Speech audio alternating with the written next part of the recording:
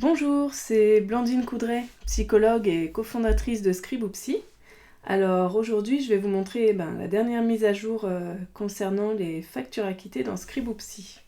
Alors, on va aller dans un suivi fictif pour montrer des exemples. Donc je vais écrire Alexia. Voilà, je vais aller dans le suivi d'Alexia. Je vais démarrer une nouvelle séance. On va dire Alexia, je l'avais vue le lundi 1er avril à 9h30.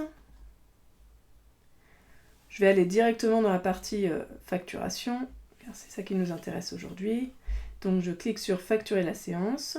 Je vérifie que les paramètres sont bien renseignés. Je clique sur facturer la séance. Là, il y a un nouveau bouton qui apparaît, qui vous demande si la facture a bien été payée. Donc là, je vais mettre oui pour ce premier exemple. Donc la facture a bien été payée par carte bancaire.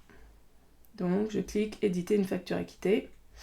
Et là, dans la facture directement, c'est écrit facture acquittée le 9 avril par carte bancaire. Voilà. Donc je vais maintenant retourner dans le suivi pour vous montrer un autre exemple. Donc là, je vais démarrer une autre séance.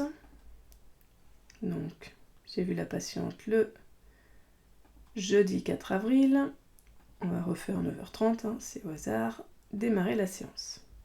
Je vais directement dans la partie facture pour vous montrer. Alors, je clique sur facturer la séance. Je vérifie les paramètres. Je clique sur facturer la séance. Et là, cette fois-ci, je vais mettre non, la facture n'a pas été payée.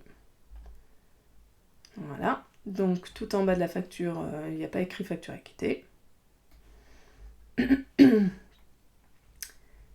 Et je vais faire une troisième facture en cliquant sur le troisième bouton. Donc, je crée une troisième séance. Alors, je l'ai vu aujourd'hui. Je le vois aujourd'hui à 9h. Hop.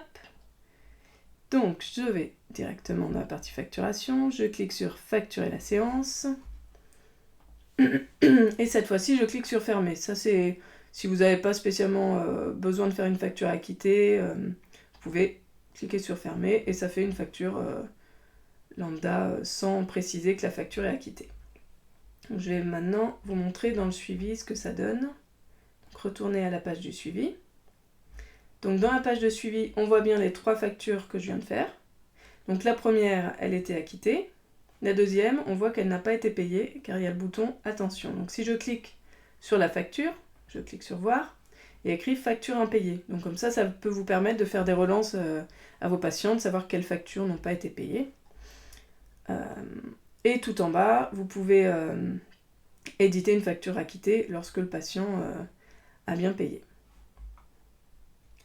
Je retourne dans le suivi et je vais vous montrer, pareil pour la facture où vous aviez juste mis retour, je clique sur voir, vous n'aviez pas fait de facture acquittée, donc il n'y a pas écrit facture acquittée, mais en dessous vous pouvez éditer une facture acquittée ou marquer la facture comme impayée. Voilà, c'est toujours possible de revenir dessus, ça c'est important de le savoir.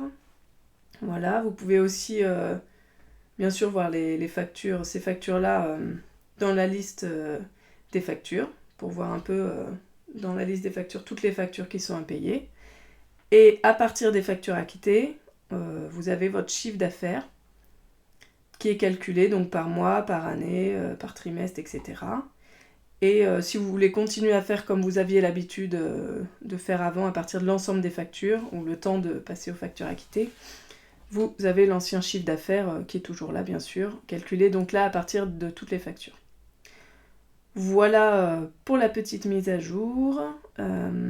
En tout cas, n'hésitez pas à me contacter via le chat. Je serai ravie de vous aider. Là, sur le côté, vous avez les nouveautés qui apparaissent. Donc là, par exemple, les petites explications sur cette nouvelle fonctionnalité. Et je vous dis à très bientôt. Au revoir. Merci de m'avoir écouté.